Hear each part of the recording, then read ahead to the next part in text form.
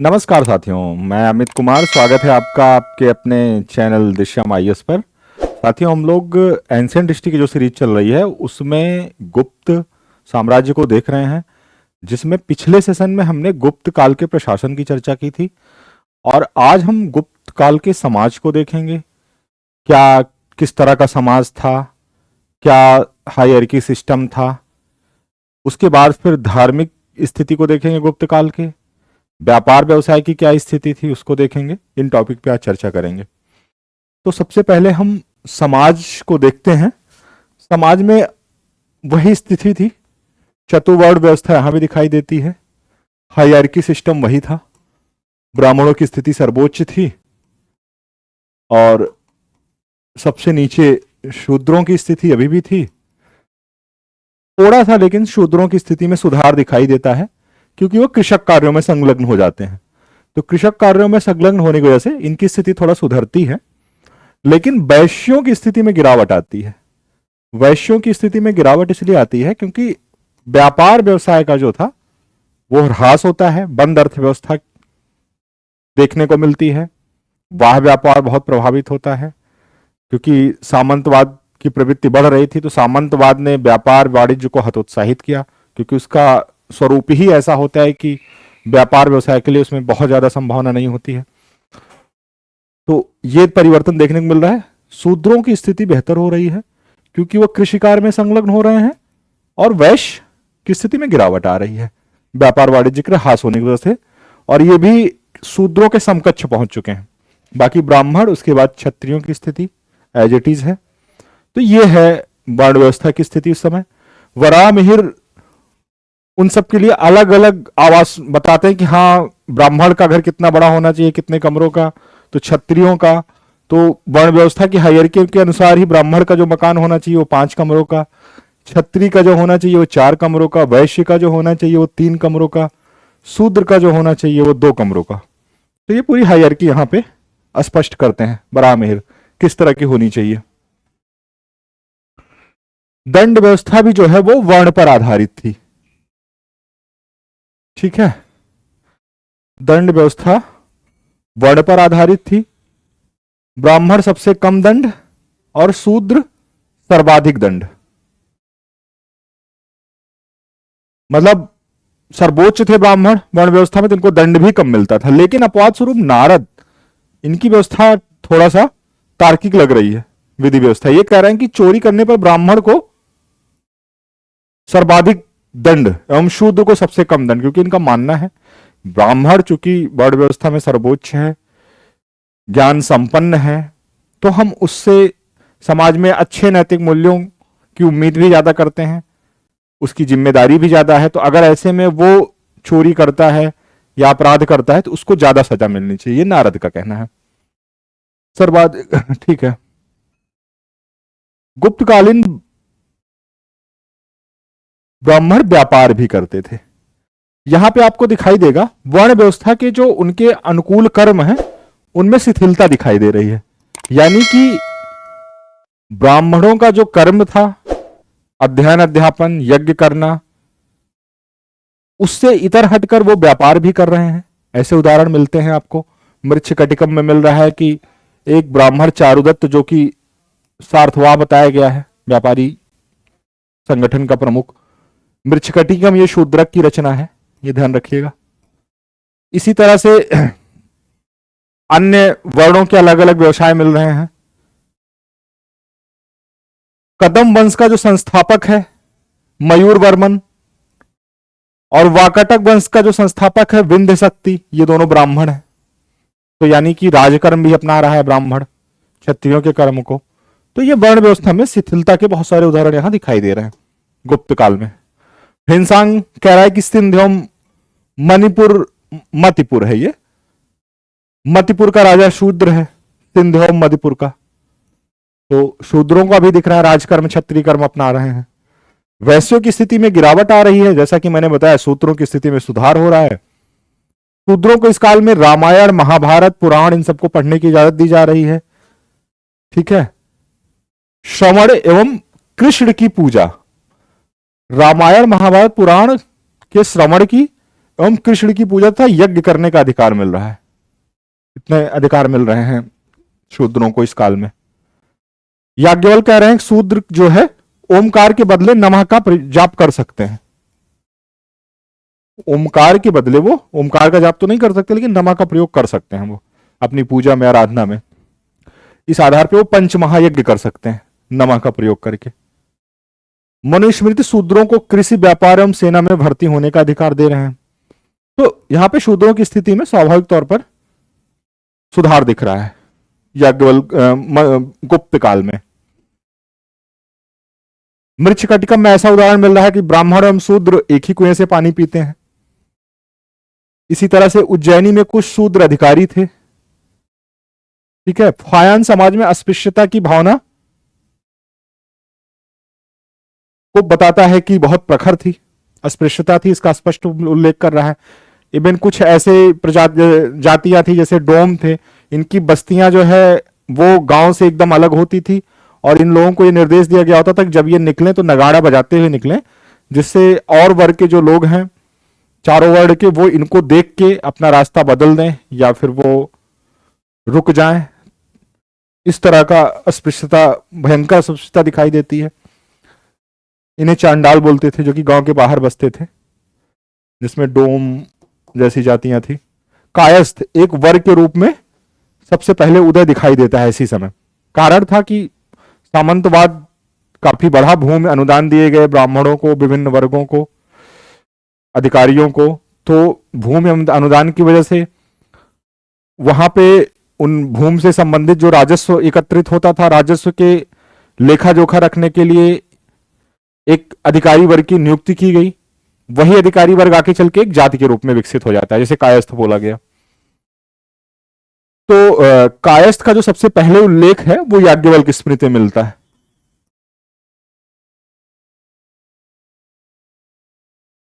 याज्ञवल्क्य स्मृति में।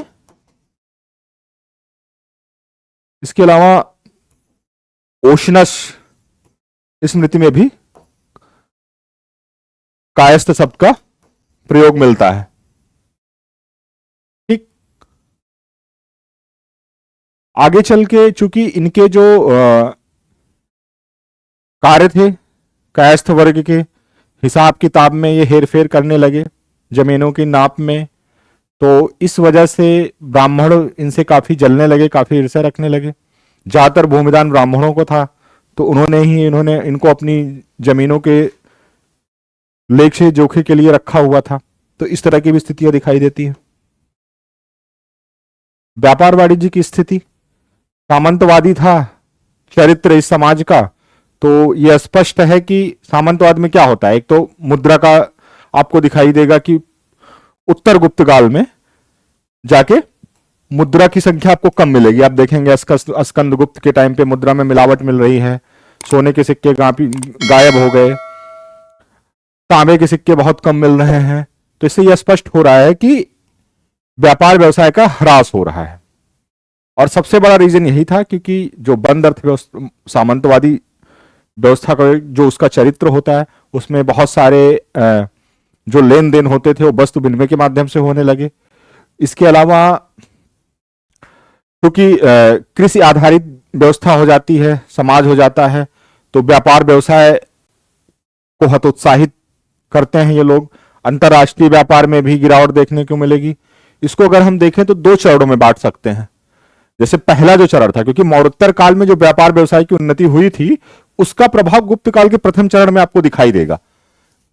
यकायक व्यापार व्यवसाय में गिरावट नहीं आ रही। मौर्योत्तर काल में जो व्यापारिक व्यवसाय की उन्नति थी, अंतरराष्ट्रीय व्यापार और अंतरराज्यीय व्यापार की, उसका प्रभाव दिखेगा पहले चरण में। बहुत सारे आपको दिखेंगे उन्नति, नए नए धनी नगर जैसे उज्जैनी उभर कर आ रहा है, जिसको चंद्रगुप्त द्वितीय राजधानी बनाया। फायान कहता है कि मगध नगरों एवं धनवानों से भरा हुआ है। चंद्रगुप्त द्वितीय तक स्थिति अच्छी है, ऐसा दिखाई दे रहा है। कालिदास के क्षौम, कौशे, अंशुक, चिनांशुक जो कि चीन से आने वाला रेशमी वस्त्र था, उसको कहते थे। ध्यान रखिएगा, पूछा गया ये। पंत्रोण आदि का उल्लेख कर रहे हैं। ठीक है, तो एक संपन्नता दिखाई दे रही है आर्थिक रूप से पहले चरण में व्यापार व्यवसाय की। आयात निर्यात क्या होता था ये देख लेते थे उस टाइम पे। आयात की जो मदें थी, इंडोनेशिया से मसाले, इंडोनेशिया कहीं भी आए तो आप मसाला सीधा टिक कर सकते हैं।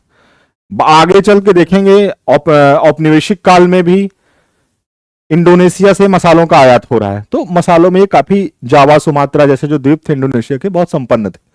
मसाले, मोती, चंदन, फारस एवं अरब से क्या आ रहा है तो घोड़े आ रहे हैं। अबिसीनिया से क्या आ रहा है तो हाथी आ रहा है। ठीक, ऐसे यहां लिख देते हैं, अरब से घोड़े, अबिसीनिया से हाथी का आयात हो रहा है, हाथी दांत का, अबिसीनिया से हाथी दांत। और निर्यात क्या हो रहा है तो रोम को रत्न, महीन कपड़े, चंदन, मसाले ये निर्यात किए जा रहे हैं। बदले में वहां से स्वर्ण मुद्राएं मिल रही हैं रोम से। द्वितीय चरण, यहां ह्रास की प्रवृत्ति दिखाई दे रही है। इसका प्रमाण है मंदसौर अभिलेख, जिसमें जो पट्टवाय या जो तंतुआय है, तंतुआय या पट्टवाय, जो कि रेशम बुनकरों की श्रेणी थी, ये अपना मूल निवास स्थान लाट, इनका मूल निवास स्थान था, वहां से हटकर ये मंदसौर चले गए। कारण यही था क्योंकि वहां पे इनके उत्पादों की जो मांग थी वो घट गई, तो इनको नए क्षेत्र तलाशने पड़े। असगंध गुप्त के सिक्कों में मिलावट मिल रही है, अर्थव्यवस्था में ह्रास का यह भी सूचक है। तांबे के सिक्के भी कम मिलने लगे। पश्चिमी रोमन व्यापार में कमी आने से भारतीय व्यापारी, रोमन का जो व्यापार था सबसे ज्यादा अगर आप देखेंगे मौर्योत्तर काल में अंतरराष्ट्रीय व्यापार से भारत को लाभ हुआ था, रोमन से हुआ था, जिसपे प्लिनी दुख व्यक्त करता था कि भारत चंद मसालों के चक्कर में रोम अपना बहुमूल्य रत्न और सोने जवाहरात वो भारत में ले जाके जमा कर दे रहा है। तो वो कमी आ गई रोमन व्यापार से। कमी आने की वजह से हालांकि दक्षिण पूर्वी एशियाई देशों के साथ व्यापार व्यवसाय बढ़ा, श्रीलंका, जावा, चीन, सुमात्रा, परंतु वो आर्थिक उन्नति व्यापार में नहीं बढ़त मिल पाई जो कि रोम से व्यापार में थी। उस घाटे की भरपाई दक्षिण पूर्वी एशियाई के देशों से व्यापार नहीं भर पाए, क्योंकि यहां से हमें क्या मिल रहा है, मसाले मिल रहे हैं। सोने जवाहरात की तुलना में कितना उनका मौद्रिक मूल्य होगा। चीन से व्यापार वस्तु विनिमय के आधार पर होता था। इंपॉर्टेंट फैक्ट, ताम्रलिप्ति सबसे महत्वपूर्ण बंदरगाह था। अब देखिए, पश्चिम रोम से व्यापार घट गया, यूरोप से कोई खासा व्यापार नहीं हो रहा है, तो जो पूर्व के बंदरगाह हैं, क्योंकि जब दक्षिण पूर्वी एशियाई देशों से व्यापार बढ़ेगा तो जाहिर सी बात है जो पूर्वी तट के बंदरगाह होंगे उनके वो महत्वपूर्ण ज्यादा हो जाएंगे। तो दक्षिण पूर्वी एशिया से व्यापार बढ़ने पे ताम्रलिप्ति, पश्चिम बंगाल का जो बंदरगाह था, ये महत्वपूर्ण हो गया। यूनानी भिक्षुक कासमास अपनी पुस्तक क्रिश्चियन टोपोग्राफी में सिंघल द्वीप का उल्लेख भारत और चीन के बीच व्यापार में बिचौलिए, सिंघल द्वीप यानी श्रीलंका, ये भारत और चीन के व्यापार के बीच में बिचौलिए का काम करता था। ठीक, क्योंकि जो चाइना से जो समुद्री मार्ग से व्यापारिक जहाजें आती थी, तो जो नीचे की तरफ दक्षिण के जब तटों पे पहुंचती थी तो वहां पे श्रीलंका के जो व्यापारी थे वो बिचौलिए का काम करते हैं। मलेशिया का प्रमुख बंदरगाह तक्कोल भारत और दक्षिण पूर्व एशिया के बीच व्यापारिक कड़ी थी, ये ध्यान रखिएगा, पूछा गया। मलेशिया का प्रमुख बंदरगाह तक्कोल भारत और दक्षिण पूर्वी एशिया के बीच के व्यापार की कड़ी था। ये सिक्के देख लेते हैं गुप्त काल में। भारतीय मुद्रा इतिहास में सर्वाधिक स्वर्ण सिक्के जारी करने वाले गुप्त ही थे। इतना स्वर्ण सिक्का और किसी शासक ने जारी नहीं किया है। चंद्रगुप्त कुमार देवी प्रकार का सबसे पहला स्वर्ण सिक्का जारी करता है, पहला सिक्का था ये स्वर्ण गुप्तों का। वैगाम ताम्रपत्र से पता चलता है कि 146 रूपक यानी कि चांदी, एक दिनार यानी कि एक स्वर्ण मुद्रा के बराबर थी। रूपक यानी चांदी 126 जो है वो एक स्वर्ण मुद्रा के बराबर थी। अब तक गुप्त साम्राज्य के सिक्कों की कुल 16 निधियां प्राप्त हुई हैं, बड़ी बड़ी निधियां, जिनमें सबसे बड़ी निधि जो प्राप्त हुई है वो बयाना राजस्थान के भरतपुर से प्राप्त हुई है। ये राजस्थान के भरतपुर की जो निधि प्राप्त हुई है, ये सबसे बड़ी निधि है। ठीक। पहली जो निधि है वो कलकत्ता की कालीघाट निधि है, गुप्तों की जो पहली निधि है। धनुर्धारी प्रकार, जो सब गुप्तों ने जितने सिक्के चलाए उसमें सर्वाधिक सिक्के उन्होंने धनुर्धारी प्रकार के चलाए, और सबसे ज्यादा धनुर्धारी प्रकार का सिक्का समुद्रगुप्त ने चलाया था। सबसे ज्यादा धनुर्धारी प्रकार का सिक्का जो है वो समुद्रगुप्त ने चलाया था, सर्वाधिक। ठीक।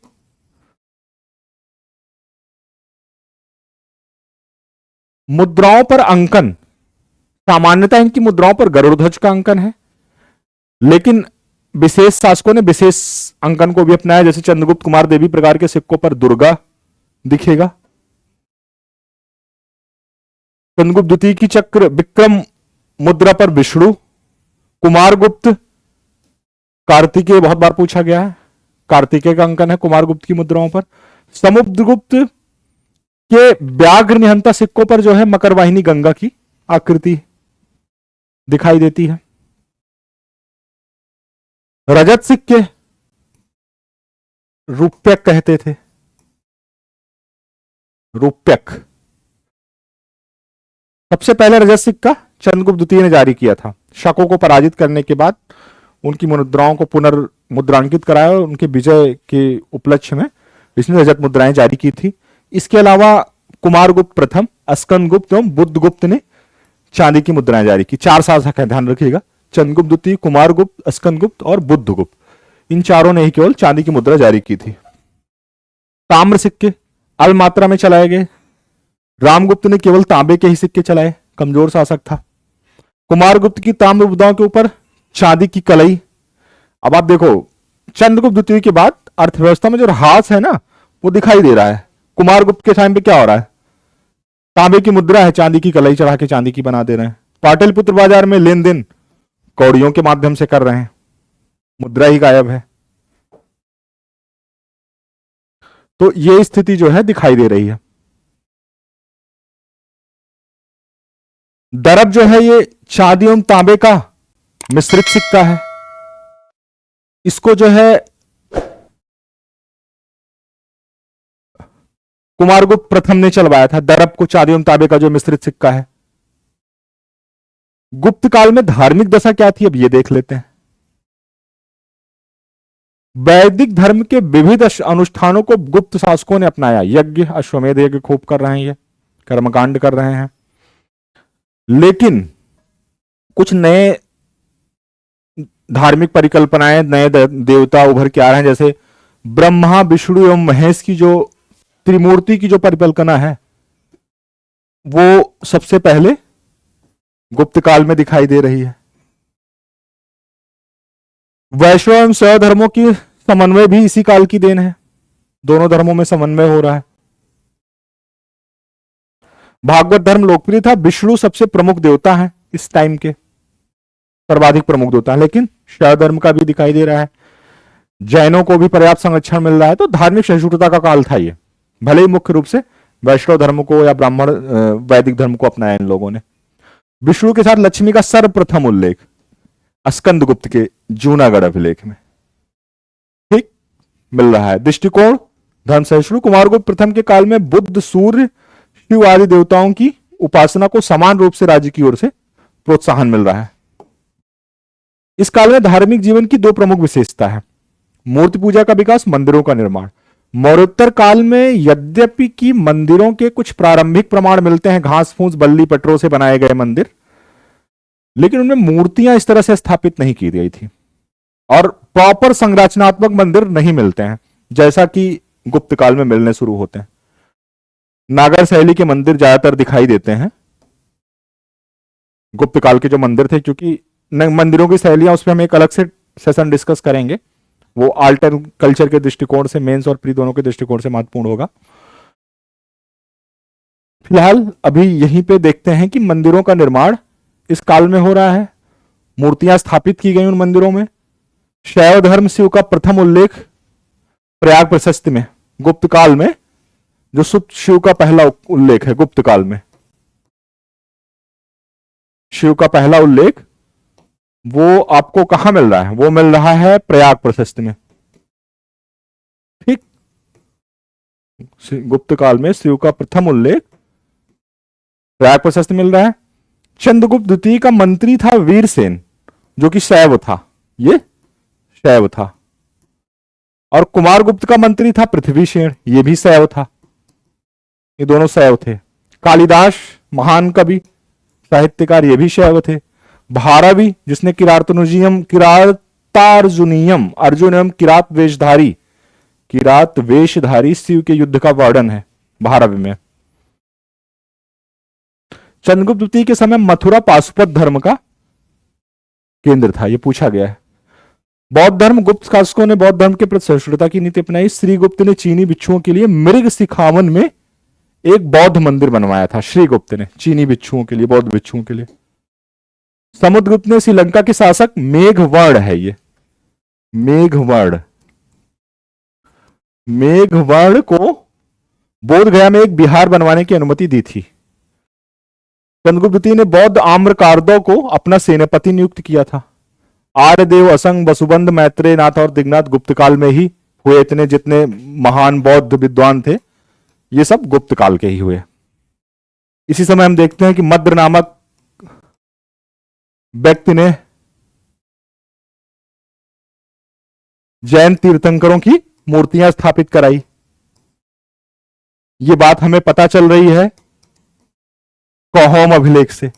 ये बात हमें काहोम अभिलेख से पता चल रही है कि मद्र नामक व्यक्ति ने जैन तीर्थंकरों जैसे पार्श्वनाथ, महावीर, इन सब की प्रतिमाएं स्थापित करवाई, उनका निर्माण कराया।